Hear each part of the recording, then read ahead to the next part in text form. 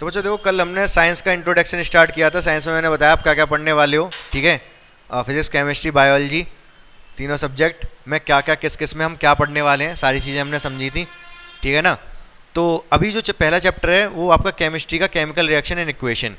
Chemical reaction क्या मतलब है? केमिकल रिएक्शन, रिएक्शन के बारे में समझोगे। कोई चीज़, दो चीज़ रिएक्ट, हाइड्रोजन ऑक्सीजन रिएक्ट करके वाटर बना देते हैं, ठीक है। और बहुत सारे सबस्टेंस रिएक्टर कुछ बनाएंगे, वाटर, किसी में वाटर ऐड करने से रिएक्शन हो जाती है, ठीक है। जैसे अगर कैल्शियम ऑक्साइड आपके पास, आपने उसमें वाटर ऐड कर दिया तो रिएक्शन हो जाएगी, ठीक है। एक्सोथर्मिक रिएक्शन, बहुत सारी चीज़ें जो कि समझोगे आप, ठीक है ना।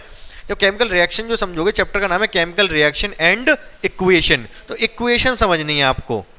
अब देखो, अभी तक जो आपने केमिस्ट्री पढ़ी ना, तो आपने, ठीक है, इसी तरीके से केमिस्ट्री पढ़ी, बहुत ज़्यादा इक्वेशन पे हमने ध्यान नहीं दिया था, कंसेप्ट पे ध्यान दिया था। होता क्या है, क्योंकि 9 तक तो बहुत बेसिक केमिस्ट्री थी। अब जो आप केमिस्ट्री पढ़ोगे उसमें क्या होगा, आप केमिकल रिएक्शन के थ्रू समझोगे पूरी केमिस्ट्री को। रिएक्शन बताई जाएगी, एक कोई इक्वेशन, कोई रिएक्शन होगी, उसकी एक इक्वेशन लिखी जाएगी। इक्वेशन से सारी चीज़ें हम समझ लेंगे। इक्वेशन क्यों लिखी जाती है? शॉर्ट में। जैसे अगर बहुत ध्यान से समझना मेरी बात को, अगर मैंने लिख दिया हाइड्रोजन, अरे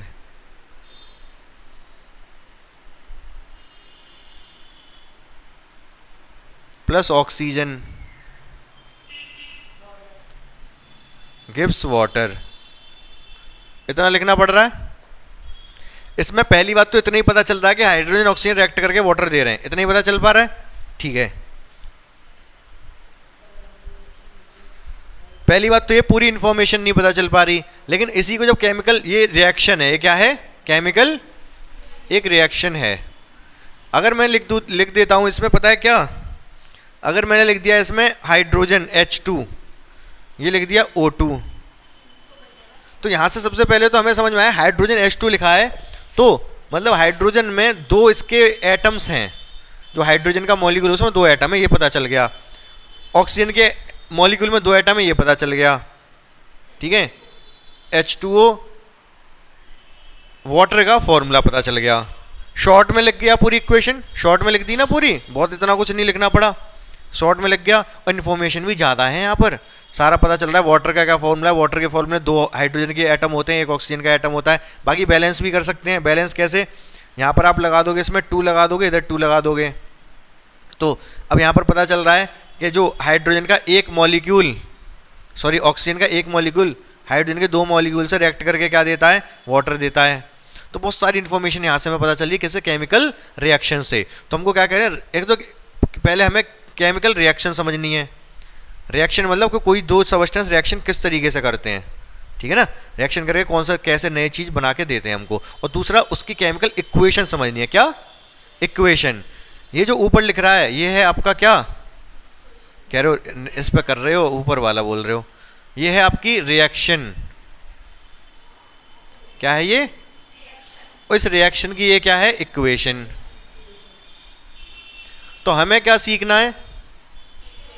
हाँ, दोनों चीज सीखनी है। पहले तो रिएक्शन सीखनी है कि रिएक्शन कौन से सबस्टेंस किससे रिएक्ट करके क्या देता है, और फिर उसकी केमिकल इक्वेशन भी सीखनी है इस चैप्टर में। समझ पा रहे हो कि नहीं?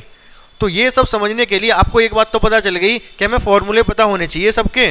वाटर का फॉर्मूला ना पता होता तो क्या हम इसकी केमिकल इक्वेशन लिख पाते हैं? इक्वेशन कैसे लिख लेते अगर वाटर की फॉर्मूला ना पता होता तो? वाटर, यहाँ हमने वाटर लिख दिया, रिएक्शन पता चल गई, चलो हाइड्रोजन ऑक्सीजन के रिएक्ट करके वाटर देते हैं भाई साहब, लेकिन ये इक्वेशन नहीं, ये इक्वेशन कैसे लिख पाते अगर वाटर का फॉर्मूला ना पता होता तो? समझ रहे हो ना? हाइड्रोजन का फॉर्मूला ना पता होता तो कैसे कर देते? तो सबसे ज़्यादा इंपॉर्टेंट हमारे लिए सब क्या है यहाँ पर, कि हमें ये पता चले कि हाइड्रोजन का फॉर्मूला क्या होता है, ऑक्सीजन का क्या फॉर्मूला होता है, वाटर का क्या फॉर्मूला होता है, सिंबल क्या होते हैं किसी भी चीज़ के। अभी मैं कह दूँ कॉपर रिएक्टिंग विद, या फिर कॉपर की जगह कुछ और ले लो, zinc reacting with sulphuric acid, reaction है आपकी ये, जिंक की रिएक्शन सल्फ्यूरिक एसिड से पहले चैप्टर में। तो जिंक, अब पहले जिंक का सिंबल पता हो, क्या होता है? Zn। सल्फ्यूरिक एसिड का फॉर्मूला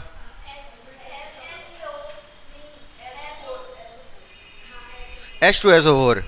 तो सारे फॉर्मूले पता होने चाहिए हमको ये। जब इनकी रिएक्शन करवाएंगे तो क्या नया कंपाउंड बन के तैयार होगा वो हमें पता करना पड़ेगा। तो सारे, सबसे पहले आवश्यक है हमें सिंबल्स प्लस उनके फॉर्मूले, ठीक है ना। तो वही हम सीखेंगे। पहले चैप्टर शुरू करने से पहले हम सिंबल सारे देख लेंगे, इंपॉर्टेंट, और फिर उसके बाद फॉर्मूले देख लेंगे क्या क्या होते हैं और फॉर्मूले बनते कैसे हैं, जो कि हमने क्लास 9th में वैसे सीखा हुआ था, लेकिन दोबारा एक बार रिवाइज करना पड़ेगा तभी हमें समझ आएगा। ठीक है, समझ पा रहे हो आप मेरी बात को? ठीक है। चश्मा आपका पहले भी था या अभी लगाइए? हैं? लगा हुआ है पहले का ही?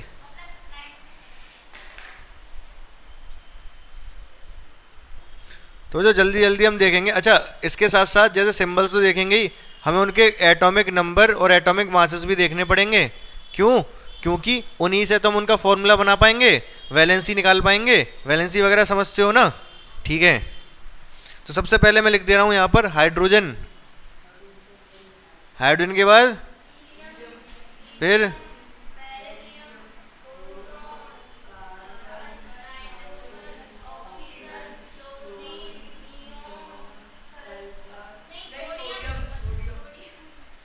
इसके बाद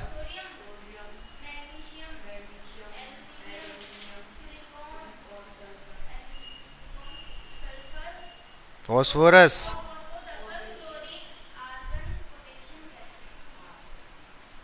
पोटेशियम।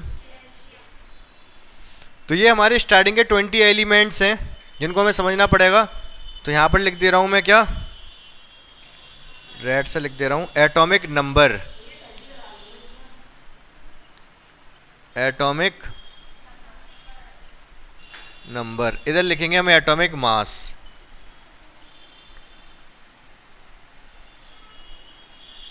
ठीक है, केमिस्ट्री में दे रहा हूं बेटा।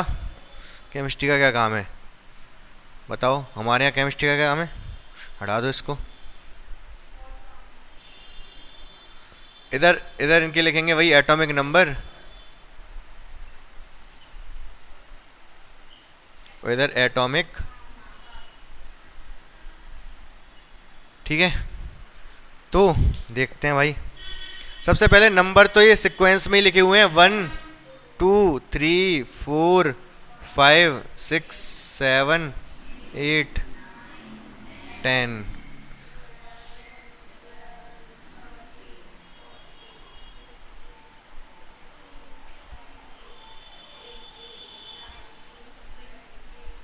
ये तो हो गए एटॉमिक नंबर। ठीक है, अब इनमें हमें सबसे पहले एटॉमिक नंबर याद होने चाहिए। कंडीशन ये है कि याद होने चाहिए। तो क्या याद है आपको सारे एटॉमिक नंबर्स? हाँ? नहीं? ट्रिक बताई थी मैंने, कुछ दिख नहीं रहा था ऊपर का। तो जो देखो जल्दी से हम देखते हैं कि इनको हमको याद कैसे करना है। कुछ ट्रिक है हमारे पास, कुछ ऐसे याद हो जाएंगे, कुछ ट्रिक से करेंगे तो सारे ऐसे याद हो जाएंगे। वैसे अगर सीक्वेंस वाली जो ट्रिक होती है वैसे तो आप सोचना पड़ेगा आपको कि क्या है, तुरंत डिस्ट्रैक्ट करना चाहिए ना कि इसका एटॉमिक नंबर क्या है, तभी फायदा है। जैसे कि हाइड्रोजन का 1, हीलियम का 2 याद रहेगा, ये लिथियम का 3 भी याद रहेगा। 3 स्टार्टिंग के क्या दिक्कत है, 3 तो याद रहेंगे ना। ठीक है, आगे के बताता हूँ मैं ट्रिक, जल्दी जल्दी से देखेंगे हम। बेरिलियम का कितना है? 2। ठीक है, हाँ सॉरी 4। अब इसका वैसे ट्रिक कुछ बनी नहीं, तो मैंने एक काम किया था, मैंने कहा 2 वैसे तो इसमें भी 2 हैं, बाकी सब में एक एक है। लिथियम में 2 हैं, 2 लेटर हैं, 2 3 आ गया, लेकिन इसके 2 लेटर हैं, 2 का स्क्वायर कर देते तो कितना आता है? 4। बहुत बेकार ट्रिक है, कोई बात नहीं, इसको याद रखो। बोरॉन, बोरॉन क्या होता है भाई? बोरॉन कितने लेटर हैं बोरॉन में? 5 लेटर है, तो बोरॉन का याद रखना। अब आप कहोगे कि ऐसे तो सबके लेटर से ही चेक करें क्या हम? नहीं, आपको इतना तो ध्यान रहेगा ना कि सर ने केवल बोरॉन का ही लेटर से बताया था। उन्होंने बोरॉन लिख दी थी स्पेलिंग और बता दिया था कि इसमें लेटर काउंट कर लो कितने हैं, तो उतना ही नंबर है। तो बोरॉन में 5 लेटर हैं तो उसका 5 ही नंबर है। बाकी किसी का आपको नाम से याद नहीं रहेगा, बाकी जो ट्रिक है वही हम अप्लाई करेंगे। बोरॉन का याद हो गया 5। कार्बन का मैंने कैसे बताया? हाँ मैंने बताया था कार्बन है ये, इसमें क्या घुंडी पहना दो। क्या पहना दो? ये घुंडी पहना दी इसको हमने, घुंडी पहना दी तो क्या बन गया ये? 6। तो कार्बन का 6 याद रहेगा। नाइट्रोजन का कैसे बताया मैंने? ये नाइट्रोजन होता है। ठीक है, रुक जाओ, ये नाइट्रोजन है। क्या कह रहे हो, टच बड़ा क्यों बना दिया? मेरी मर्जी कैसे ही बनाऊँ। ये नाइट्रोजन है, इसका एक डंडा। एक हमारे गांव में वो रहते हैं बाबा, तो उनको डंडे की ज़रूरत थी, मतलब चलने में थोड़ी दिक्कत थी। मैंने कहा चलो ठीक है, एक एन का एक डंडा हटाओ, वो बाबा को दे दिया। जब एन का एक डंडा हटा दिया, बाबा को दे दिया, तो क्या बचा ये? 7। ठीक है, अब जब डंडा बाबा को दे दिया तो पहले तो बाबा झुके हुए थे, डंडे से सीधे खड़े हो गए बाबा। तो जैसे ये 7 है, झुका हुआ है, जब इसको सीधा खड़ा किया तो क्या बन गया, ये 7 बन गया। समझ गए नहीं समझ गए? तो एन का नाइट्रोजन का साथ याद रहेगा कि नहीं याद रहेगा? ऑक्सीजन का फॉर्मूला क्या होता है, O2। क्या मतलब है इसका, 2 एटम आपस में मॉलिक्यूल बनाते हैं ऑक्सीजन का। O2 का मतलब एक हो और दूसरा हो, क्या कह रहे हो, चिपका नहीं है, ये चिपक जाएगा। तो क्या बन गया ये 8। तो ऑक्सीजन का 8 याद रहेगा, कोई दिक्कत वाली बात ही नहीं है। इसका फ्लोरीन F, क्या इसको भी एक छोटी सी गुंडी पहना दो और इसको ऐसे घुमा दो, तो 9 बन गया। समझ गए? फ्लोरीन का याद रहेगा। नियॉन सबसे लास्ट है 10 में, याद रहेगा 10 होता है, याद रख लेना, ठीक है। तो अब आ जाते हैं बात सोडियम की। सोडियम का कैसे याद रखोगे भाई? हाँ एन है, केवल एन लिख रहा हूँ भाई मैं। सोडियम, अब ये मत बोले नाइट्रोजन है ये, चलो ये भी लिख लो, हटाओ एक को, लेकिन मिटा देंगे। अब क्या किया, बीच वाले डंडे को हटाया तो क्या हो गया ये 11। तो सोडियम का 11 याद रहेगा कि नहीं? बहुत सारे याद करा दिए मैंने, कुछ थोड़ी बहुत आप भी मेहनत करोगे कि नहीं? मैग्नीशियम खुद से करो, कर लोगे। सोडियम मैग्नीशियम लाइन से होते हैं। सोडियम का जब 11 याद हो गया तो मैग्नीशियम का 12 याद रहेगा। एल्यूमिनियम का 13 याद रहेगा कि नहीं? हाँ एल्यूमिनियम का 13। सिलिकॉन 14 होता है। फिर फॉस्फोरस, सल्फर का याद रख सकते हो, सल्फर की ट्रिक है हमारे पास, इसको भी एक बस घुंडी सी पहनानी है। कितना बन गया ये 6। 8 लग रहा है, अरे ये नहीं है ना, 8 क्यों लगेगा, ऐसे ऐसे ऐसे होता है, यूँ गुंडी बनानी है। लगभग 6 जैसा दिख रहा है। 6 तो कार्बन का है, 6 तो हो नहीं सकता, तो 16 है इसका सल्फर का। समझ रहे हो कि नहीं? तो 16 सल्फर का याद। क्लोरीन का 17 याद रहेगा, आर्गन का 18, लास्ट में पोटेशियम कैल्शियम, फिलहाल मैं 20 याद करवा रहा हूँ, तो आपको लास्ट में पोटेशियम कैल्शियम है तो 19 और 20 याद रहेगा। बोलो हाँ या ना? याद हो गए थोड़े थोड़े? पूरे याद हो गए? ठीक है, अगर याद नहीं है तो आप रिवाइज कर लो, 1 मिनट का टाइम दे रहा हूँ मैं। फिर उसके बाद हम क्या समझेंगे, इनके एटॉमिक मासेस देख लेंगे और फिर उसके बाद वैलेंसी। ठीक है, जल्दी देखो फटाफट। अब बच्चों इनके एटॉमिक मासेस भी हम याद कर लेंगे। तो एटॉमिक मास का क्या फॉर्मूला है, E1 × 2 ऑड × 2 + 1। ये ट्रिक है हमारी जिससे हम इनके एटॉमिक मासेस याद रख सकते हैं। लेकिन कुछ एक्सेप्शंस भी हैं इसमें। कौन कौन से? पहला हाइड्रोजन ही है, ठीक है। दूसरा बेरिलियम है। तीसरा नाइट्रोजन है। फिर ये दोनों हैं, कैल्शियम और एआर। ये कुछ एक्सेप्शन है, मतलब इनका ये फॉर्मूला काम नहीं करेगा इनमें, बाकी सब में तो करेगा। बाकी सबके एटॉमिक मास अभी 2 मिनट में आपको याद हो जाएंगे। याद नहीं होंगे तो आप इनके एटॉमिक नंबर से बना लोगे। तो जल्दी जल्दी देखेंगे हम फटाफट। जो ये मैंने रेड कर दिया, इनको छोड़ के सारे बता सकते हो आप। हीलियम का कितना हो जाएगा 4, क्योंकि 2 है तो E1 में केवल 2 की मल्टीप्लाई करनी है। ये ऑड है तो क्या करेंगे × 2 + 1। इसमें कार्बन सही है 13 12 E1 है ना। ऑक्सीजन, फ्लोरीन, नियॉन 20, ठीक है। ये 23 ऑड है ना। ये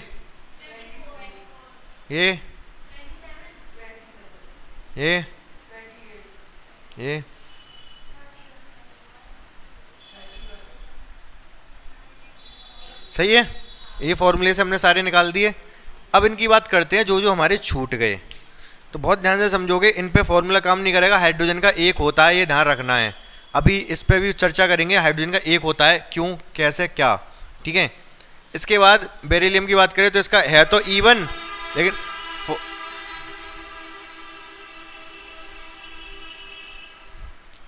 पूरा हॉर्न यहीं बजा के जाना था इसको। तो इसका है तो 4, लेकिन क्या होगा इसका, बोलो। ऑड वाला फॉर्मूला लगेगा। है तो E1 लेकिन ऑड वाला फॉर्मूला 9। ये और इवन है लेकिन फॉर्मूला ऑड वाला लगेगा, एक्सेप्शन है ना ये, बताया ना मैंने, पहली रेड रेड कर दिए। 7 हाँ है तो ऑड लेकिन फॉर्मूला इवन वाला लगेगा। 14 समझ रहे हो? वैसे तो इसमें ये ऐसा 2 टाइम्स वाला तो इवन में होता है लेकिन ऑड है तब भी इसमें लग रहा है। क्लोरीन का 35.5 याद रखना, आर्गन का 30 नहीं 40 याद रखना, ठीक है। दोनों के 40 होते हैं। अभी इस पे भी बात करेंगे, इससे भी आपके जो कुछ क्वेश्चन बनते हैं यहाँ से। क्या क्वेश्चन बनता है? 40 क्यों है? अच्छा तो देखो बच्चों, यहाँ तक तो आप पहुँच गए। ये हमने एटॉमिक नंबर एटॉमिक मास पढ़ लिए सारे, कोई प्रॉब्लम वाली बात नहीं है, आपको समझ में आ गया होगा। अब क्या करेंगे इसमें हम, अब ये 40 दो ऐसे कैसे देख रहे हैं भाई? वैलेंसी नहीं, वैलेंसी बाद में देखेंगे, एक दो क्वेश्चन पहले समझ लो।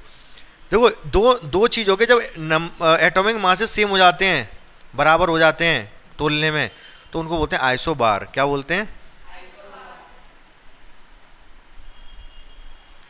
जिनके एटॉमिक मासेस सेम हो, एटॉमिक मास सेम हो, एटॉमिक नंबर डिफरेंट हो, उनको आइसोबार बोलते हैं। तो आइसोबार के एग्जांपल कौन कौन से हो गए?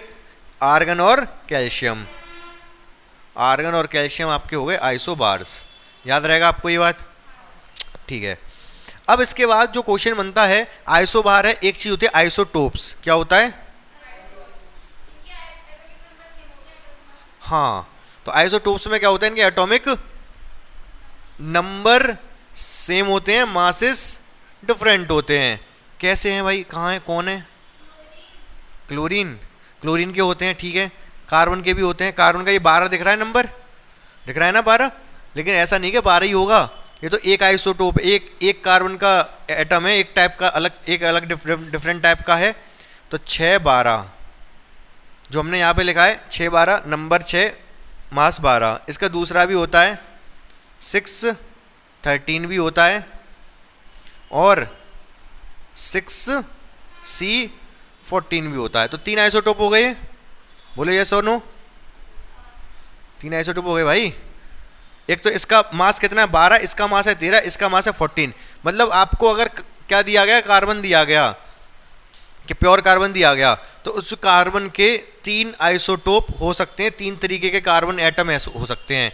एक तो हो सकता है जिसका तोलने पे 12 आए वजन, एक वो वाला हो सकता है, एक 13 वाला हो सकता है, और एक 14 वाला हो सकता है। तो 3 डिफरेंट टाइप के एटम होते हैं कार्बन के ही। किससे ज़्यादा? 14 से? 14 ही बहुत ज़्यादा हो गया। जब 14 हो गया ना, तो एक क्वेश्चन बनता है इसका, 9th क्लास में ही है, 10th क्लास में रेडियो एक्टिव, 9th में ही है। तो यहाँ से क्या रेडियो एक्टिव बन जाता है ये, जब न्यूट्रॉन और प्रोटॉन अनवैलेंस हो जाएं तो वो क्या बन जाता है? रेडियो एक्टिव बन जाता है। तो ये दिखाई दे रहा है आपको, ये वाला कार्बन का आइसोटोप, ये रेडियो एक्टिव है। अभी समझेंगे क्या होता है रेडियो, अभी समझ में नहीं आ रहा होगा आपको क्या कह रहा हूँ मैं। फिलहाल आप इतना समझ पाए, क्या समझ पाए कि भाई आइसोबार किसको बोलते हैं? जिनके मासेस सेम हो, नंबर डिफरेंट हो। और आइसोटोप किसको बोलते हैं? जिसके नंबर सेम हो, मासेस अलग अलग हो। तो कार्बन के 3 आइसोटोप हैं। बात बिल्कुल क्लियर, 100% क्रिस्टल क्लियर, ठीक है।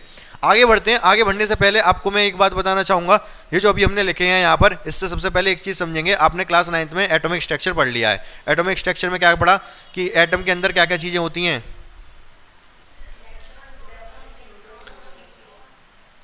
अरे न्यूक्लियस के अंदर ही तो प्रोटॉन न्यूट्रॉन। तो एटम के अंदर क्या होता है? न्यूक्लियस होता है और इलेक्ट्रॉन चारों तरफ चक्कर लगा रहे होते हैं। और न्यूक्लियस एक्चुअली क्या है? न्यूक्लियस प्रोटॉन और न्यूट्रॉन ही है। समझ पा रहे हो? यह हमने पढ़ रखा है पहले से ही। तो हम थोड़ा सा बात करेंगे, ये जो जितने भी हमने एलिमेंट्स पढ़े अभी, इनमें कि कौन सा, किसमें कितने इलेक्ट्रॉन, कितने प्रोटॉन और कितने न्यूट्रॉन होते हैं। स्ट्रक्चर आपको याद है बच्चों अच्छे से कि कैसा हुआ करता था? रदरफोर्ड का कौन सा एक्सपेरिमेंट था? अरे केलेमेश नहीं, रदरफोर्ड का एक्सपेरिमेंट क्या था? ध्यान है आपको कुछ? गोल्ड फॉइल वाला एक्सपेरिमेंट क्या किया था उन्होंने? चलो ठीक है, एक्सपेरिमेंट छोड़ो, रिजल्ट क्या निकले? उन्होंने एटम के बारे में बता दिया, एटम का स्ट्रक्चर बता दिया कैसा होता है एटम। हाँ या ना? क्या बताया उन्होंने एटम कैसा होता है? तरबूजे जैसा, वो रदरफोर्ड ने बताया था। बड़ा सा न्यूक्लियस। तरबूजे वाला किसने बताया था, वाटरमेलन स्ट्रक्चर? जे टॉमसन ने। उनका तो गलत हो गया था ना, उन्होंने तो बहुत नॉनसेंस बात बोली थी स्ट्रक्चर को लेके। तो रदरफोर्ड ने बताया था एटम कैसा होता है। तो जल्दी से हम एक बार देख ले रहे हैं हल्का सा, फिर हम बात इलेक्ट्रॉन प्रोटॉन न्यूट्रॉन पे करेंगे। कौन सा ले लूँ इनमें से बताओ आप, इधर वाले में से बता दो, कोई सा वही ले लूँगा मैं। ऑक्सीजन, चलो ऑक्सीजन ले लिया आपने कह दिया तो। ऑक्सीजन में कितने, डिफरेंट वाला लो, इसमें बराबर हो जाएंगे। ये ले लूँ, बेरिलियम ले लूँ, हाँ को जो आपको वो ले लूँ, 4 बेरिलियम लेते हैं।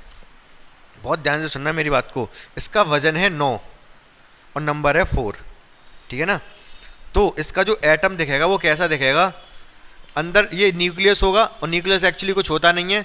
तो न्यूक्लियस के इसमें 4 तो होंगे प्रोटॉन, एक ज़्यादा बड़े हो गए, 1 2 3 4 प्रोटॉन होंगे, और इसमें होंगे 5 न्यूट्रॉन। अभी आप कह रहे होगे कैसे बता पा रहा हूँ मैं, अभी बताऊँगा कैसे बता पा रहा हूँ। ये क्या बन गया, न्यूक्लियस, ये न्यूक्लियस है, ठीक है। और इसके चारों तरफ 4 इलेक्ट्रॉन क्या कर रहे होंगे, चक्कर लगा रहे होंगे, पहला दूसरा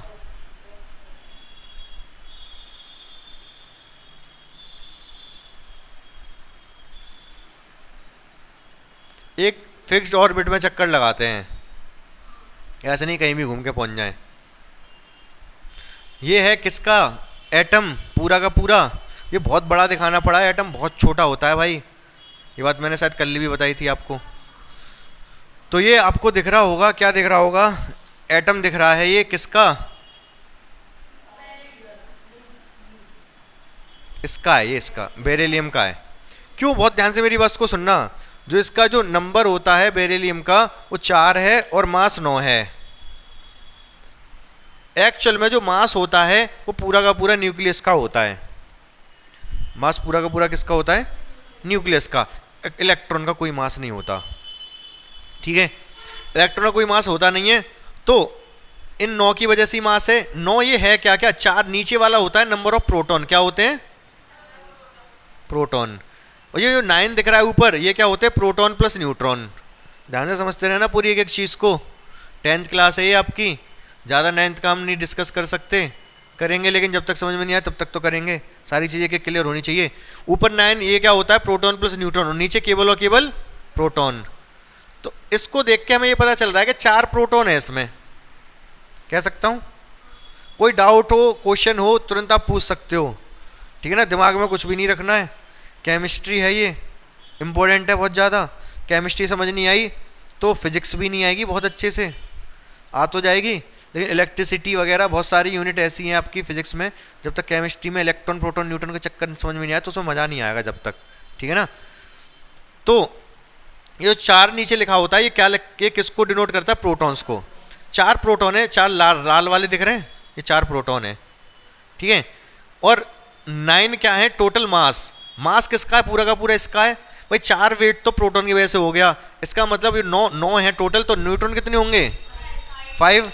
सीधी सीधी बात है भाई, प्रोटॉन 4 हैं, यहाँ 4 लिख दूँ, प्लस कितना करूँ कि 9 हो जाए, 5।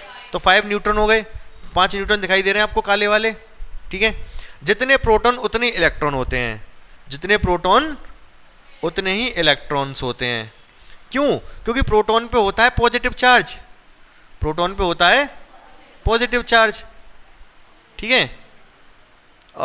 और इलेक्ट्रॉन पे होता है नेगेटिव चार्ज, और न्यूट्रॉन पे होता है कोई चार्ज नहीं, नो चार्ज, खाली छोड़ दो इसको। दिखाई दे रहा है ऊपर तक ये इसमें। तो ये चार्जेस का हिसाब किताब है।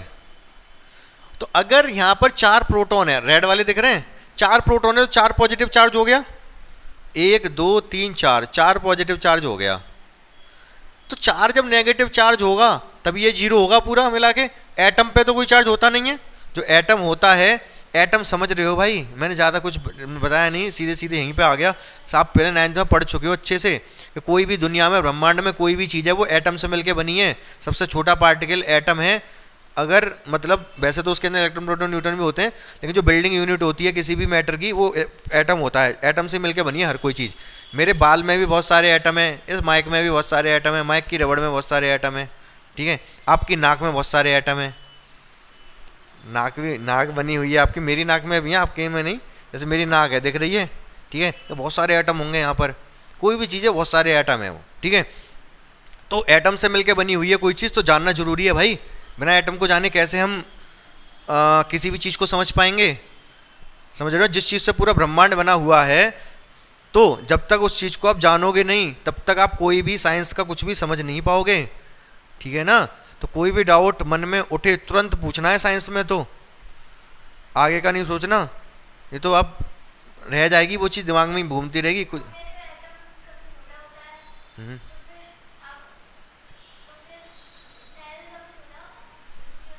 वो अलग चीज़ है।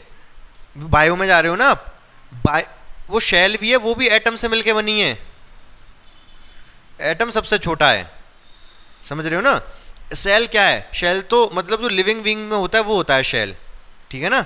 सेल से मिलके पूरी बॉडी बनी होती है, ठीक है। तो अब शेल भी किससे मिलके बनी है? एटम से मिलके बनी है, ठीक है ना। जो शेल भी होंगे, सेल में बहुत सारी चीज़ें होती हैं, वो सब चीज़ किससे मिलके बनी होती है? बायो में इतना तो नहीं पता मुझे, लेकिन सेल में जो भी माइटोकॉन्ड्रिया वाइटोकॉन्ड्रिया बहुत सारी चीज़ें होती हैं। आरबीसी डब्ल्यू तो अलग होता है, आरबीसी डब्ल्यूबीसी, लेकिन सब जो भी चीज़ें हैं वो सब एटम से ही मिलके बनी है। समझ पा रहे हो मेरी बात को? तो बात चल रही थी हमारी कहाँ पर? इलेक्ट्रॉन प्रोटॉन न्यूट्रॉन पे। तो मैं ये कह रहा था जो पूरा एटम होता है उस पर कोई चार्ज नहीं है। इस टाइम मैं एटम से मिलके बना हूँ, ठीक है, आप भी एटम से मिलके बने हो, तो क्या आपकी नाक पे कोई चार्ज है इस टाइम? क्या कह रहे हो?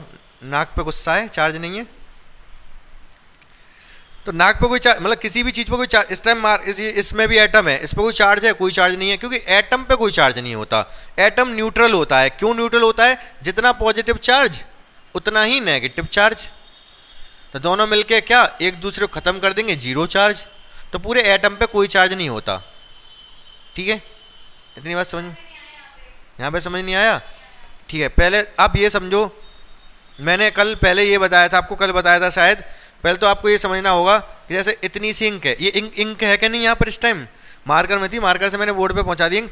एटम सबसे पहले सोचो कितना छोटा हो सकता है। इसमें कितने एटम होंगे इतनी सी इंक में? बहुत सारे, लगभग कितने? 1 करोड़ लगभग के बताए थे मैंने। क्योंकि पार्ट करके बताए थे मैंने कि एटम का साइज जितना होता है उसके हिसाब से कल मैंने बताया था, कल की वीडियो देखना। तो इतनी सी इंक में, ये तो बहुत बड़ी इंक हो गई, इतनी सी की बात कर रहा हूँ मैं, इसमें करोड़ों एटम्स हैं। तो एटम बहुत छोटा है, पहले तो ये समझो, ठीक है ना। इतना आपको सोचना पड़ेगा।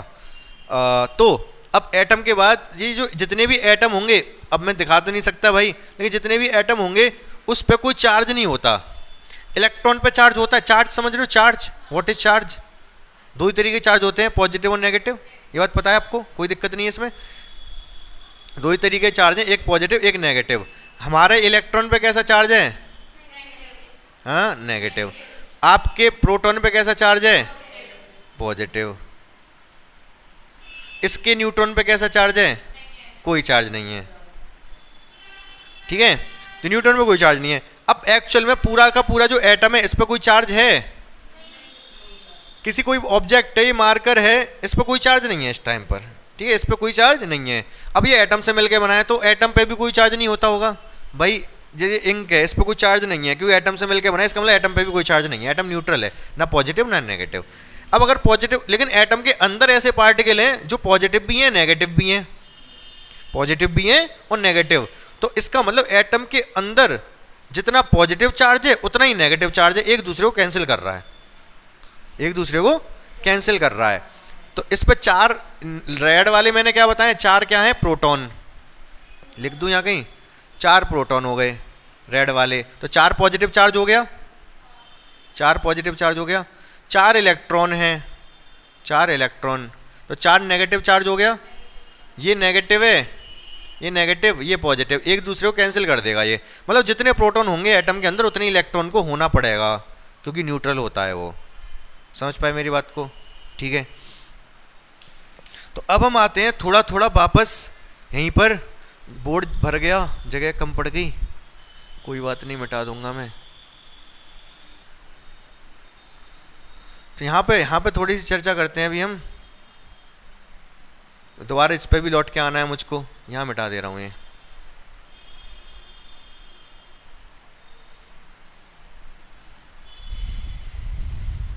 केमिस्ट्री का सब्जेक्ट है, इसको आपको फील करना पड़ेगा आपको, मतलब कि ये रहना चाहिए कि हमें ये सीखना है कि ये इतनी, मतलब कोई भी चीज़, सब जिस चीज़ से मिलके बनी है एटम वगैरह, तो हमें उसको सीखना है, तभी हमें सारी चीज़ें पता चलेंगी। इंटरेस्ट आपको थोड़ा बहुत तो बनाना पड़ेगा खुद से भी, ठीक है ना, तभी आपको इंटरेस्ट आएगा। पहले सोच के बैठो आप कि ये कुछ बढ़िया चीज़ हम पढ़ने बैठ रहे हैं। पहले से प्री माइंड सेट ये मत रख लेना कि केमिस्ट्री है यार बेकार सब्जेक्ट, नहीं, बहुत बेहतरीन सब्जेक्ट है ये। तो मैं इसकी बात कर रहा था 4 और 9। आपको इतना तो पता चल गया, प्रोटॉन कितने हैं भाई साहब, न्यूट्रॉन कितने हैं, इलेक्ट्रॉन कितने हैं। किसी का भी पूछूं बता दोगे इलेक्ट्रॉन प्रोटॉन न्यूट्रॉन, हाँ या ना, ठीक है। तो आप बता दो, इधर मैं पूछ ले रहा हूं आपसे, सोडियम के बताओ, सोडियम, प्रोटॉन बता दो, न्यूट्रॉन बता दो, इलेक्ट्रॉन बता दो। हाँ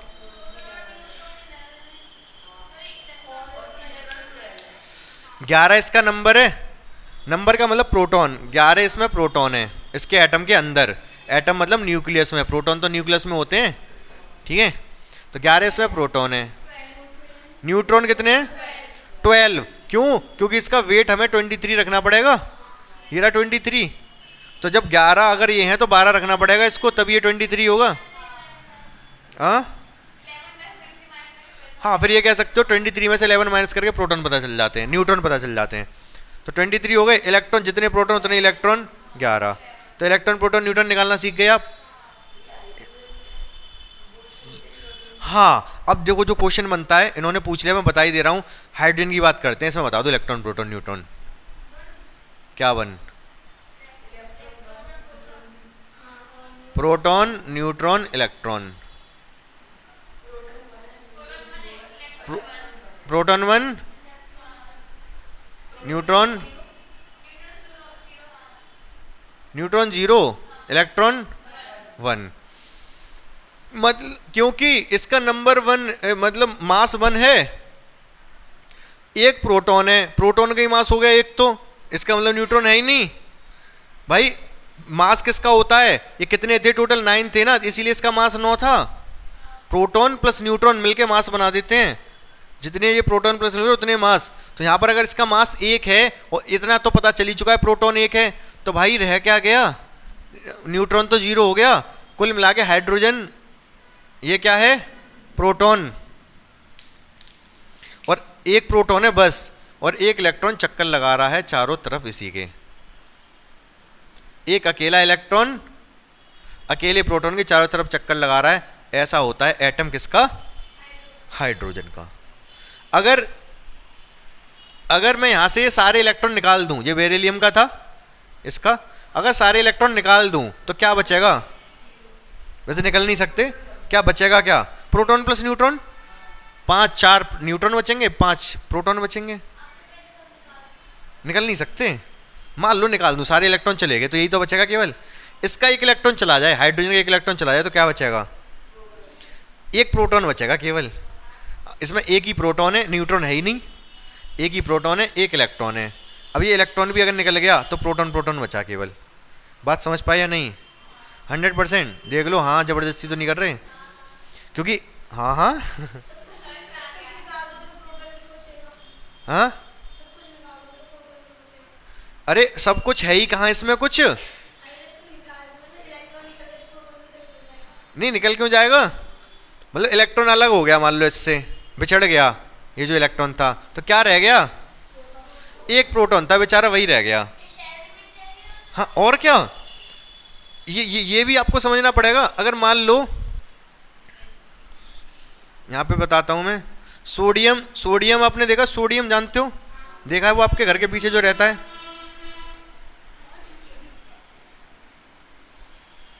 दो पहली ऑर्बिट में इलेक्ट्रॉन होते हैं, थोड़ा थोड़ा शायद पढ़ा हो तो आपने, पहली ऑर्बिट में 2 इलेक्ट्रॉन रहते हैं इसके, किसी के भी, सोडियम का न्यूक्लियस है अंदर ये। दूसरी ऑर्बिट में 8 इलेक्ट्रॉन, 1 2 3 4 5 6 7 8, इसमें 1 इलेक्ट्रॉन। अब बहुत ध्यान से मेरी बात सुनना, ये जो इलेक्ट्रॉन चक्कर लगा रहा है एक लास्ट वाली ऑर्बिट में, 11 हो गए टोटल, ये 2 8 ये 10 और एक 11, ध्यान से सुनते रहना, 11 होता है भाई साहब इसका सोडियम का, इसीलिए 11 बनाया मैंने। अच्छा सन, ये क्या है, पृथ्वी, पृथ्वी नहीं सन है ये, लाल बनाओ, लाल बना दे रहा हूँ, लाल लाल चमकता है ना, ये क्या है, सन है। ये हमारी अर्थ है, ये इसके चारों तरफ चक्कर लगा रही है।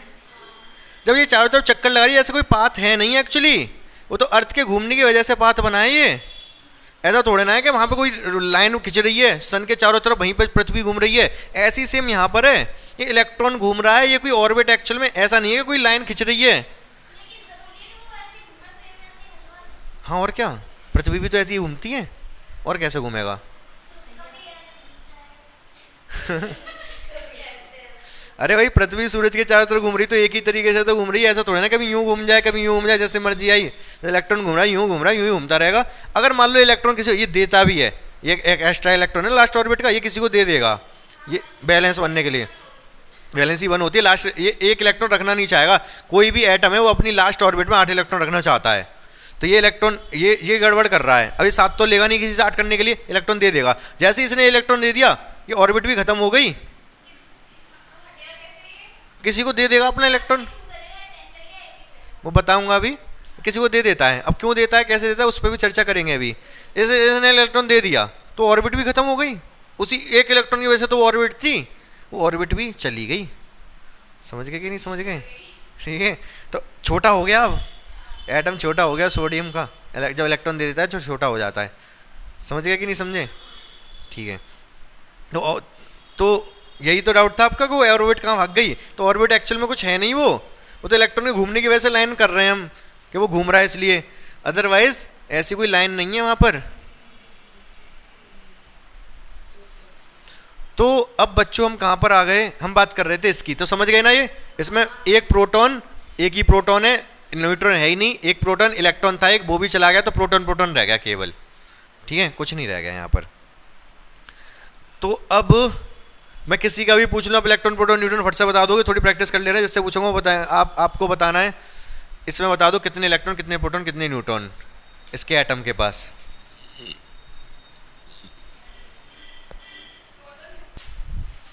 तो यहाँ पर आप समझ गए होंगे, ये 15 क्या है, प्रोटॉन है, प्रोटॉन हो गए भाई साहब 15, इलेक्ट्रॉन भी 15 हो जाएंगे, न्यूट्रॉन की अगर बात करें तो कितने होंगे, टोटल 16 होना पड़ेगा, तभी तो 31 होगा मास, इलेक्ट्रॉन का कोई मास होता नहीं है, इसको छोड़ दो, मास में इंक्लूड नहीं करेंगे, इसको बहुत कम होता है, नेग्लिजिबल, तो सारा का सारा मास इनकी वजह से 15 और ये 16, तभी 31 हो पाएगा ये, समझ गया कि नहीं समझ गए आप। तो इलेक्ट्रॉन प्रोटॉन न्यूट्रॉन तो बहुत आसानी से आप निकाल सकते हो। अब बहुत ध्यान से मेरी बात सुनोगे आप। अब देखो बच्चों, मैं आपको एक कंसेप्ट बताने जा रहा हूँ इंपॉर्टेंट, उसको ध्यान से समझना। ये कार्बन के 3 आइसोटोप थे ना, जल्दी से इस वाले कार्बन के पास प्रोटॉन न्यूट्रॉन इलेक्ट्रॉन बता दो, वैसे प्रोटॉन न्यूट्रॉन से मुझे ज़्यादा मतलब है इस वाले में।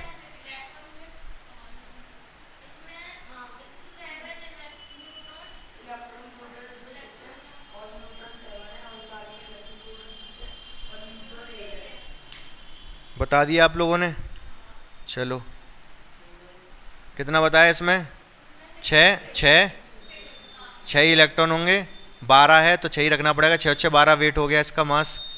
इस पे आ जाओ, प्रोटॉन तो 6 ही होंगे, ये 6 ही होगा, और ये 13 है तो 7, तभी तो 7 तो 6 13 होगा मास।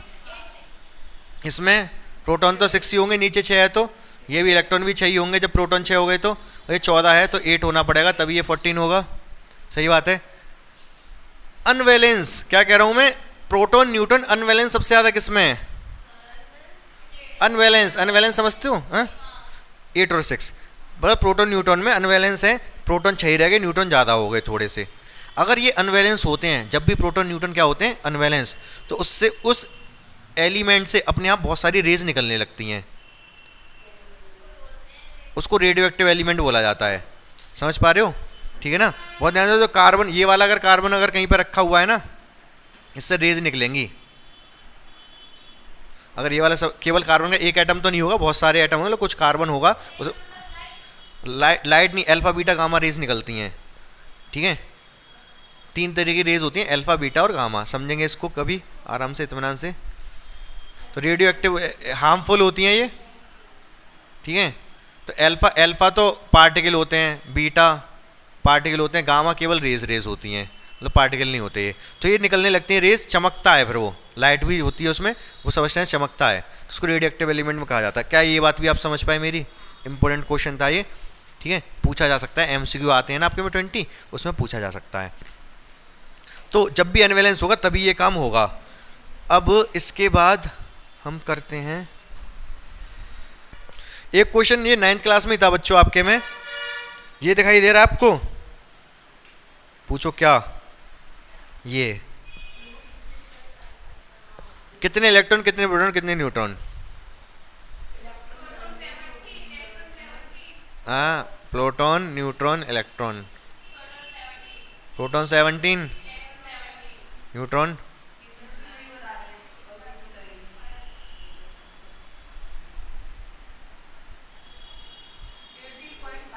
हाँ 18.5।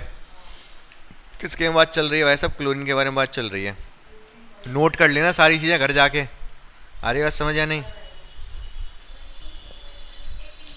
तो ये कह रहे हैं 18.5। 18.5 का मतलब समझ रहे हो आप क्या? 18 तो पूरे और एक आधा। 2.5 का मतलब 1.5 का मतलब क्या होता है? एक पूरा। अगर 1.5 रोटी खा रहे हो, इसका मतलब कितनी रोटी खा रहे हो? एक रोटी पूरी, आधी तोड़ के खानी पड़ रही है। 2.5 भाई 2 रोटी पूरी, आधी तोड़ के खानी पड़ रही है। ये 18 न्यूटन तो पूरे हो गए, और 0.5 का मतलब आधा न्यूटन हो गया। आधा न्यूटन कहाँ से लाओगे? हैं काट के? अच्छा 19 हो जाएगा। अच्छा, तो एक्चुअल में पहली बात तो ये समझना, जो इन्होंने बताया कि 18.5 इलेक्ट्रॉन, प्रोटॉन, न्यूट्रॉन आधे नहीं हो सकते, पूरे ही होते हैं। 19 नहीं होगा, अरे रुक जाओ 7। तो एक्चुअल में, अरे ये क्वेश्चन तो था आपके 9th में, बताया नहीं था मैंने? ध्यान नहीं है आपको? अरे ये, हाँ क्या, हाँ कैलकुलेट करके 35.5 आया था। किसको कैलकुलेट किया था हमने इसमें? आइसोटोप्स लिए थे, बिल्कुल सही बात है। क्या किए थे? ये 35.5 ऐसे ही नहीं है, मैंने आपको पूरा कंसेप्ट समझाया था। ये क्या है मेरे पास? एक कंटेनर, क्या है? कंटेनर। इसके अंदर क्या है?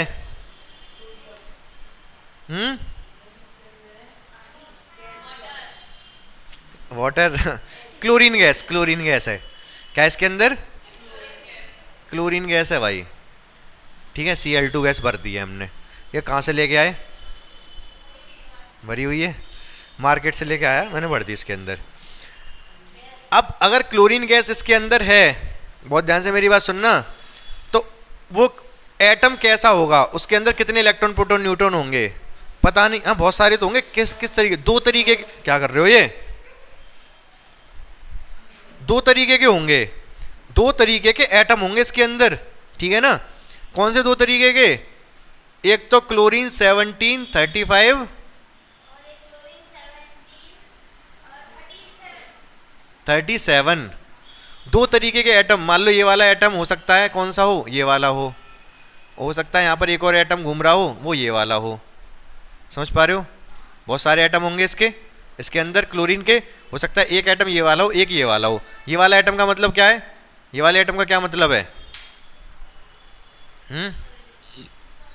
इस वाले एटम का क्या मतलब? मैंने कहा ये वाला एटम हो सकता है, ये वाला एटम हो, और ये वाला। क्या कहने का क्या मतलब है? ये एटम से क्या मतलब है? इन दोनों में कोई फर्क है क्या? क्या फर्क है? इसका वेट ज्यादा है, और वो वेट ज्यादा किसकी वजह से है? इलेक्ट्रॉन, प्रोटॉन, न्यूट्रॉन बता दो। प्रोटॉन बता दो, न्यूट्रॉन बता दो, इलेक्ट्रॉन बता दो। इसके भी प्रोटॉन, न्यूट्रॉन, इलेक्ट्रॉन, फटाफट।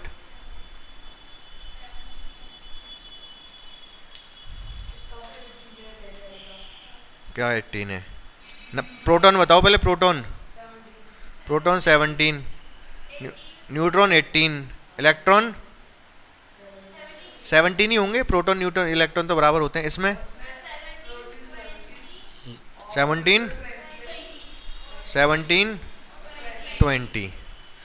तो इसमें इसका जो एटम होगा ये वाला और ये वाला, इसमें बहुत फर्क होगा। पहले तो इसका वेट ज़्यादा है, वेट ज़्यादा क्यों? क्योंकि उसके पास 2 न्यूट्रॉन ज़्यादा है न्यूक्लियस के पास, ठीक है। इस पे न्यूट्रॉन 18 है, इस पे 20 हैं। तो ये दोनों एटम अलग अलग हैं। जो हमें क्लोरीन मिलता है ना, क्लोरीन गैस अगर इसके अंदर है तो ये दोनों ही आइसोटोप पाए जाते हैं उसमें। और किस रेशियो में होते हैं ये? हाँ, रेशियो किस रेशियो में होते हैं दोनों? 3:1। बहुत इंपॉर्टेंट क्वेश्चन है, इसको ध्यान रखना आप। ये दोनों जो आइसोटोप हैं वो किस रेशियो में होते हैं? यहाँ लिख दे रहा हूँ 17:35 रेशियो 17:37। इनका रेशियो होता है 3:1। 3:1, सही बात है, ठीक है। तो ये 3:1 में रहते हैं, इसीलिए इसका जो मास आता है वो पॉइंट में आता है। मास पॉइंट कैलकुलेट करना पड़ता है। कैलकुलेट करके दिखा दूं जल्दी से, ठीक है। कैसे कैलकुलेट करते हैं मैं बताता हूँ। मैं मिटा देता हूँ, थोड़ा जगह कम है, ये मिटा दे रहा हूँ, इसका ये गलत है ना ये तो बच्चों देखो ये 3:1 होता है। तो एक्चुअल में 35.5 कैसे आया? तो इसका मास कैसे कैलकुलेट किया जाएगा? Atomic mass. तो क्या करेंगे, इस वाले के 3 रेशो है ना, तो 35 × 3। इस वाले का 1 रेशो है ना केवल, तो 37 × 1। बीच में प्लस डाल दो, डिवाइड में इसके 3 रेशो लिए हैं, इसके 1 रेशो लिए हैं, टोटल 4 हो गए। 4 का डिवाइड हो जाएगा, समझ रहे हो? ये कितना हो गया? 105 और ये 37, 140, 142, 142/4 डिवाइड मारोगे तो कितना आ गया? 35.5। तो इसलिए इसका एटॉमिक मास 35.5 इस तरीके से कैलकुलेट किया जाता है। आपसे कैलकुलेट करने को वो बोल भी सकता है, ठीक है। बोलेगा तो नहीं। अब आपके जो बोर्ड है तो उसमें क्वेश्चन ये 3:1 वाला आ सकता है कि क्लोरीन 35 और क्लोरीन 37 का रेशो क्या होता है? 3:1, ठीक है। आपके पास अगर क्लोरीन गैस है, नेचर में जो क्लोरीन गैस मिल रही है उसमें क्लोरीन, दोनों क्लोरीन का रेशो इस रेशो में पाए जाते हैं दोनों आपस में। याद रहेगा ये? हाँ क्या? हाँ, ये याद करना पड़ेगा। ये तो आपको 3:, नेचर में मिल रहा है ना, ये हम नहीं कर रहे, ये नेचर का खेल है, ये हमारे हाथ में नहीं है, ठीक है। तो इतना आप समझ पाए, नहीं समझ पाए अभी तक? क्लियर है बिल्कुल 100%? तो ये इतना तो ये मैंने बेसिक समझाया। बेसिक क्या, इसी टेबल में से क्वेश्चन निकले कहीं ना कहीं ये, ठीक है। क्लोरीन का निकला, हाइड्रोजन का निकला, प्लस कितने इलेक्ट्रॉन प्रोटॉन न्यूट्रॉन होते हैं वो इसी में से निकला, जो कि आपको क्लियर हो गया होगा जहाँ तक है, ठीक है। घर पे एक बार रिवाइज और करना है इसको। और इसके बाद अब जो टॉपिक आता है, अब हम इनकी समझेंगे वैलेंसी, ठीक है। आज ही समझाऊँ या कल? आज, ठीक है, आज समझाता हूँ वैलेंसी। कितना टाइम रह गया अभी? अब बच्चों ध्यान से समझो मेरी बात को। हमें निकालनी इन सब जितने भी हमने एलिमेंट यहाँ पर लिखे हुए हैं सबकी बैलेंसी हमें पता होनी चाहिए। इनके अलावा भी बहुत सारों की पता होनी चाहिए होगी, जो कि हम कल डिस्कस करेंगे। कल मैं बताऊंगा सारी कैसे निकलती हैं, फॉर्मूले कैसे बनाए जाते हैं। फिलहाल आज इनमें से बता देता हूँ। मैंने आपको एक ट्रिक तो नहीं कह सकते, सिंपल सा रूल बताया। मैंने बताया 2, 10, 18। बेसिकली ये कोई रूल नहीं है, ठीक है। रूल ये है कि हर एक एटम क्या चाहता है? अपनी लास्ट ऑर्बिट में 8 इलेक्ट्रॉन करना चाहता है, फर्स्ट ऑर्बिट को छोड़ के। फर्स्ट में तो 2 ही होते हैं केवल। तो हर एक एटम क्या चाहता है? अपनी लास्ट ऑर्बिट में 8 इलेक्ट्रॉन करना चाहता है, ठीक है। किसके लिए? अपनी बैलेंस सेल कन्फिग्रेशन अटेन करने के लिए, ठीक है। बैलेंस सेल कन्फिग्रेशन समझ रहे हो? बताओ, बैलेंस सेल कन्फिग्रेशन समझ रहे हो? मतलब एटम बैलेंस कब रहता है वो? जैसे अभी मैं यूँ खड़ा हो जाऊँ, यूँ, क्या मैं बैलेंस हूँ? नहीं, क्यों? मेरी लास्ट ऑर्बिट में 8 इलेक्ट्रॉन नहीं है। ये तो मजाक कर रहा हूँ, ठीक है। जैसे ऐसे ही हाल होता होगा एटम के साथ। मतलब अगर एटम के लास्ट ऑर्बिट में 8 इलेक्ट्रॉन नहीं है तो मतलब एटम मान लो यूँ खड़ा है, ठीक है, यूँ करके खड़ा है, एक पैर मेरे ऊपर है, वीडियो में नहीं दिख रहा होगा। तो ऐसे वो बैलेंस नहीं है। जब इलेक्ट्रॉन के एटम के लास्ट ऑर्बिट में 8 इलेक्ट्रॉन हो गए, यूँ खड़ा है एटम। अब बताओ, तो ऐसे अगर खड़े होने के लिए बिल्कुल, तो क्या लास्ट ऑर्बिट में 8 इलेक्ट्रॉन होने चाहिए। लास्ट ऑर्बिट में 8 इलेक्ट्रॉन होंगे तो पहली में तो 2 हो गए, ठीक है, पहली में 2 हो गई है। दूसरी में अगर 8 हो गए तो टोटल कितने हो गए? 10। इसीलिए मैं कह रहा हूं या तो 2 इलेक्ट्रॉन हो या सीधे 10 हो। तीसरी में 8 और हो गए तो कितने हो गए? राइटिंग बहुत गंदा है। 2 ये, 8 ये, 8 ये। अगर इसमें 8 हो गए तो टोटल 18 हो गए कि नहीं? तो मैं वही कहना चाह रहा हूं कि एटम चाहता है या तो उसके 2 इलेक्ट्रॉन हो जाएं, या 10 हो जाएं, या 18 हो जाएं। तो ये चाहता है। तो हम 2, 10, 18 से सीखेंगे। लेकिन रूल क्या चल रहा है? रूल चल रहा है कि एटम लास्ट ऑर्बिट में 8 इलेक्ट्रॉन चाहता है। समझ रहे मेरी बात को? फिलहाल हमें उससे कोई मतलब नहीं, हमें तो 2 10 18 से मतलब है। तो 2 10 18 से अगर हमको मतलब है तो फिर जो मैं अभी आपसे पूछूंगा उसको जवाब को देना पड़ेगा। मैग्नीशियम है हमारे पास, क्या है? 12 है इसका नंबर। कितना नंबर है इसका? अगर इसका नंबर 12 है तो इसके पास 12 इलेक्ट्रॉन है। जितना नंबर है उतनी प्रोटॉन उतनी इलेक्ट्रॉन। 12 इलेक्ट्रॉन इसके पास। ये क्या चाहेगा? 2 करेगा, 10 करेगा, 18 करेगा? कौन नजदीक है इसके? हैं? अच्छा 10 के किसके पास जाएगा? 12 इलेक्ट्रॉन है टोटल मैग्नीशियम के पास। ये किसके पास जाना चाहेगा तीनों में से? 10 के पास। 10 के पास जाने के लिए इसको 2 इलेक्ट्रॉन किसी को देने पड़ेंगे। 2 इलेक्ट्रॉन किसी को, तो 2 इलेक्ट्रॉन अगर ये देगा तो इसकी वैलेंसी कितनी आ जाएगी? 2। ठीक है। और चार्ज की बात करें तो 2 पॉजिटिव। बात वही है, 2 वैलेंसी 2 बोलते हैं। और चार्ज इस पर बात करें कितना चार्ज आएगा? 2 पॉजिटिव। पॉजिटिव क्यों? क्योंकि इलेक्ट्रॉन दे रहा है। ये कोई अगर देता है तो उस पर पॉजिटिव चार्ज आता है, इलेक्ट्रॉन ले रहा है तो नेगेटिव चार्ज आता है। ठीक है। जैसे मान लो मेरे पास 1000 रुपये हैं। ठीक है। मैंने आपको 100 रुपये उधार दे दिए। ठीक है। 100 रुपये उधार दे दिए तो मेरे को 900 रह गए। 900 तो मेरे पास है, यहाँ पे लेके आएंगे 900, 900 रुपये। ठीक है। लेकिन मेरे सर पे और लेके आ रहे हैं थोड़े से प्लस 100। वो प्लस 100 क्यों लेके आ रहे हैं मेरे सर पे? क्योंकि अभी तो मेरे पास 900 हैं, लेकिन मेरे पास प्लस 100 और थे जो मैंने किसी को दे रखे हैं, तो इसलिए प्लस 100 लिखा रहा है सर पे। अब मेरे पास 1000 रुपये हैं, मैंने आपसे 100 रुपये ले लिए तो मेरे पास 1100 रुपये हो गए। यहाँ पे 1100 रुपये लिख के आएंगे, लेकिन मेरे सर पे क्या लिखा रहा होगा? -100। क्यों? क्योंकि 1100 रुपये जरूर हैं, लेकिन उनमें से 100 किसी और के हैं, इसलिए -100 लिखा आ रहा है ऊपर। समझ रहे हो ना? तो इसीलिए जब कोई पैसे को मतलब इलेक्ट्रॉन देता है तो पॉजिटिव चार्ज और लेता है तो नेगेटिव चार्ज। ठीक है। अब मुझे बताओगे आप ऑक्सीजन कितना नंबर है इसका? कौन बताएगा? हैं? 8। ठीक है। कितना नंबर है? 8। क्या करना चाहेगा ये? कितने करना चाहेगा? 10 करेगा। ऑक्सीजन का नंबर है 8। 8 इलेक्ट्रॉन है तो ये 10 करेगा। 10 इसके नज़दीक है, 2 लेके 10 करेगा। तो 2 लेगा, वैलेंसी 2 हो गई और चार्ज हो गया 2-। तो ये क्या है? वैलेंसी और ये क्या है? चार्ज। ठीक है। तो वैलेंसी 2-2 है दोनों की और चार्ज है। आपको समझ आ रहा है? ये कम कम आ रहा है। ठीक है। ज़्यादा बोलेगा नहीं कोई, जिससे पूछूंगा वो बताएगा। क्लोरीन, क्या बता सकते हो कितने इलेक्ट्रॉन इसके पास? हाँ, क्लोरीन ये रहा। कितने इलेक्ट्रॉन इसके पास? 17। टोटल 17 इलेक्ट्रॉन है। कितने करना चाहेगा इनमें से? ये किसके नज़दीक है? 18। 18 कैसे कर सकता है? 17 है, एक लेके, प्लस करके नहीं, एक लेके, तो इसकी वैलेंसी है 1। लेकिन क्योंकि इलेक्ट्रॉन लेगा, ये लेने में मतलब नेगेटिव, तो 1 नेगेटिव चार्ज होता है इस पे। समझ गए? ठीक है। अब बात करते हैं हम कैल्शियम।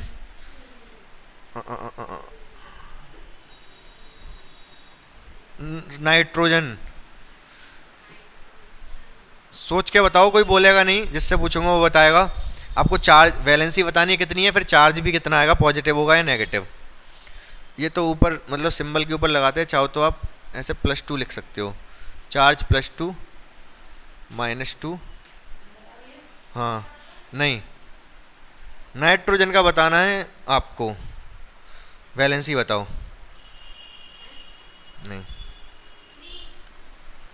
7 है ना? 7 किसके नज़दीक है? 10 के पास है। तो 3 क्या करेगा? लेगा, देगा, लेगा। तो 3 वैलेंसी है, चार्ज इस पे -3। बोलो हाँ या ना? ठीक है, क्लियर है बिल्कुल। एक और पूछ लूँ, लगे हाथ। सोडियम, वैलेंसी बताओ, चार्ज बताओ। +1। वैलेंसी 1 है, क्यों? 11 है इसका। ये क्या करेगा? 1 दे देगा, ऐश करो किसी को। और चार्ज कितना हो जाएगा इस पे? +1। आ गया समझिए? तो देखो बच्चों, यहाँ तक आपको सारी वैलेंसी वगैरह क्लियर हो गई होगी कि वैलेंसी किस तरीके से निकाली जाती है। कल थोड़ा और इस पर डिस्कशन करेंगे। बाकी इतने ही BC तो एलिमेंट है नहीं, और भी एलिमेंट है, उनकी हम वैलेंसी डायरेक्ट याद रख लेंगे, ठीक है। डायरेक्ट याद रख के फिर फॉर्मूला भी बनाना सीख लेंगे जल्दी जल्दी, वैसे आप पढ़ चुके हो। फिर इतना हमारा अंडरस्टैंडिंग हो जाएगी, फिर हमें केमिकल जो इक्वेशन होंगी उनको समझने में ज़्यादा प्रॉब्लम नहीं आएगी। अगर ये सारा हम बेसिक क्लियर ना करते तो केमिकल जो इक्वेशन है समझने में बहुत ज़्यादा प्रॉब्लम आ जाती। पहले हम सारे कंपाउंड बनाना सीख लेंगे, फिर आगे का प्रोसेस बहुत आसान हो जाएगा, ठीक है। आ गया समझ? तो क्या करना है, रिवाइज करना है आपको, और लाइक शेयर और सब्सक्राइब, ठीक है।